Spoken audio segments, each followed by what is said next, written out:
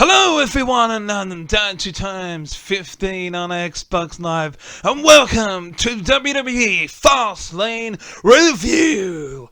And by God, we had a hell of a Fastlane. WWE has done it yet again for WWE Fastlane, and I have to admit, this has been an absolute banger of a pay-per-view. There's a few disappointments in my own opinion, but let's get on with the WWE Fastlane review, as I will start off with each match and tell you what I thought of it and how it went, pretty much giving you a quick summary of the matches.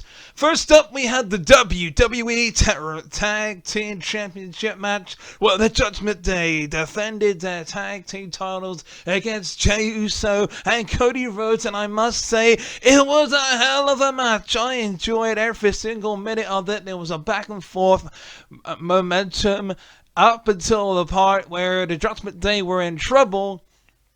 And, well, you know, it just had to be. Then it had to be them coming into play. It had to be the Judgment Day. Dominic and Rhea came down to say, "Hey, you're not gonna lose. We've brought backup." And of course, that backup failed as Dominic got super kicked by Jey Uso. And of course there was some smitten, quote unquote, with Rhea and Jay, but trying to distract him, but that wasn't enough. But even goddamn JD McDonough tried to get involved, as he has been for the last few weeks, to try and get in the Judgment Day's good books. And even that failed, because outside of the ring, we had all inside of the ring, we had the crucifix, the razor's edge that was gonna happen, and even did. But at the end of the match, it was pissed off Damian Priest, who had been injured throughout the night on his leg, but not enough. At that point in the match, he was like holding on to it. It's like, yeah, I'm still good. I'm still good. He got pissed and he brought on the outside. At the end of the match, it was on the outside with, I think, Jey Uso. And it was about to put Jey Uso through the table.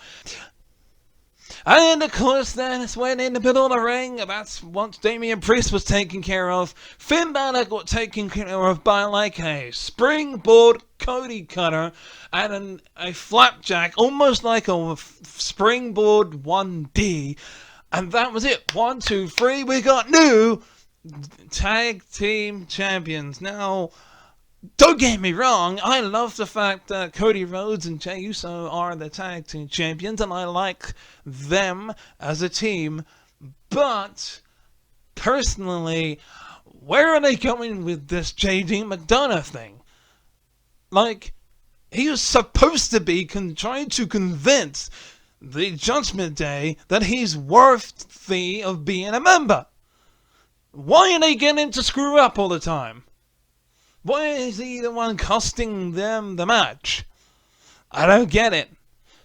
But, as much as I don't like it, unlike most people that are probably complaining about the same thing, I'm going to watch Monday Night Raw to find out what happens with JD and the Judgment Day.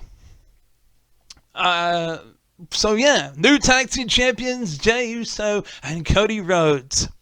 This is going to be interesting, folks, especially when Cody Rhodes is going to be appearing on NXT to make a major announcement. Well, I'm going to wonder what that's going to be all about. But we'll move on to the next match, which of course was the LWO versus the Hurt Profits, which I like to call them, by the way, of the Street Profits and Bobby Lashley. Very good match. I mean, it started off as a handicap match because the person that Rey Mysterio called didn't get back to them until the last minute, because Rey Mysterio and Santos Escobar went toe to toe with the Street Profits and Bobby Lashley, and it was a good back and forth match until Santos Escobar got taken out onto the outside against the barricade, leaving Rey Mysterio alone against the Street Profits and Bobby Lashley. And well, who was going to be the one that to come and save them, and who was the guy that Rey Mysterio called to be their tag team partner? No other than Carlito, Caribbean Cool. That was cool. That was cool, no pun intended. And, well, he ended up hitting the backstabber onto Montez Ford to pick up the victory, and the winners of the LWO. Now that match was cool, and so was Carlito. He was in very good shape, I might add. Good victory there.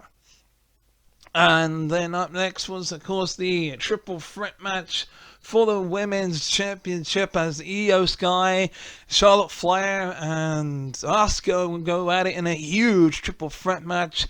Io Sky, it was actually a pretty decent triple threat match. The ending concluded where even though Io Sky said, no, I don't want the Damage Control to help me out, Bayley ended up coming down trying to say, hey, come on, look, they're about to win. Theoretically did the right thing by saying, hey, look, in you go. But she distracted him for a bit. Got knocked off on the apron onto Bayley. Bayley was watching on as Charlotte Flair had Asuka into the figure of eight. She was really in this close to tap out, and Bayley was trying to get into the ring to stop the figure of eight, but the referee was being distracted. But it's a no disqualification match. It's a triple threat match, ref. It's a no disqualification match, ref. I mean, for crying out loud, Bayley is allowed to get involved. You realize that. But I suppose they only did that spot so that Io Sky could hit the moonsault to interrupt. And, well, to get the pinfall of the 1, 2, 3 and regain her championship. Getting the help from Bayley. And I feel like the Io Sky is going to be the champion all the way up to WrestleMania to build up the rivalry between her and Bayley, and even maybe Dakota Kai. Which we'll see what happens there. And then, of course, the semi-main event, or semi-main event as I like to say, was the Bloodline taking on John Cena and LA Knight. Yeah! And that was a really good job, and I was impressed with John Cena to put over Solo Sikoa and Jimmy Uso like that, because he had his fair share of shots and, managed to take down both Solo and Jimmy throughout the match, but then he got his ass kicked by Jimmy and Solo. So he put them over realistically in this matchup, and it was a good match. There was no interference from nobody else, which I appreciated. It was a good, clean fight. And John Cena was the one to make the hot tag to LA Knight, putting LA Knight over as well. So, it was the combinations of different finishes, and even, getting super kicked by Jimmy Uso as he was trying to go for an attitude adjustment onto Solo. And in the end, everything went wrong for the Bloodline as Solo Sikoa got taken out. And then it was a 1 BFT later onto Jimmy Uso. 1, 2, 3, the winners of the match, John Cena and LA Knight. Yeah! What a victory as John Cena went to go and raise the hand of LA Knight, and at the end they went, no. I'm raising your hand. That was an amazing match. But the main event, the World Heavyweight Championship, for the last man standing match for the World Heavyweight Championship between Seth Rollins and Shinsuke Nakamura was next.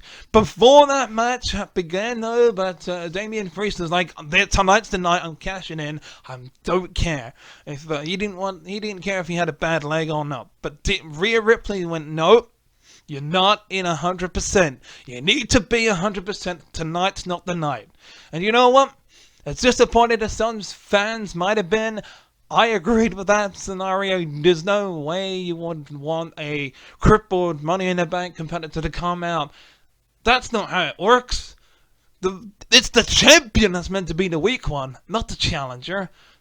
Wait for the right opportunity. Take advantage. We are going to see Damian Priest cash in the Money in the Bank briefcase. And we will see a new World Heavyweight Champion, and it ain't going to be just yet.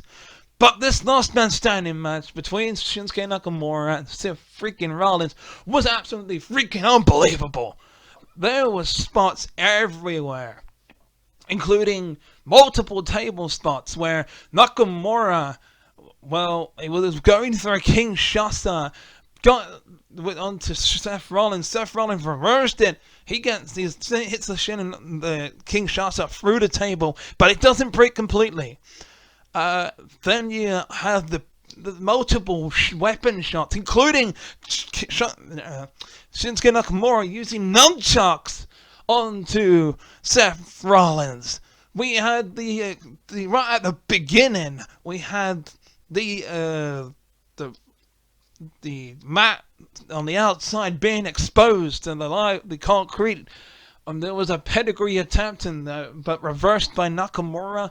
The back body drop onto that, and even when they brought into the outside, and Nakamura, he basically throws Seth Rollins onto the padding, or onto the concrete below, quote unquote, the mat below, or whatever that was, buckling his back. Still, Seth Rollins just kept on getting up.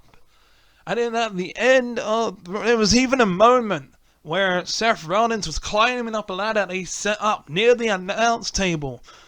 Shinsuke Nakamura climbed the other side, took one out of the Great Muta's book and sprayed mist into the face of Seth Rollins, pushing him down. Seth Rollins gets up from that. But the end of the match, they're brawling in the crowd. And they're on top of this, stairs where the fans are watching. Seth Rollins hits a pedigree and even a curb stop, but Nakamura gets up from that. So Seth Rollins is like, you know what? Now I'm going to put you through the tables below with a Falcon Arrow. And you know what? That was just enough to keep Shinsuke Nakamura down to the 10 count. He tried to get up on the 8 count, but just couldn't make it. And Seth freaking Rollins is still a champion. No cash in, but it was still great.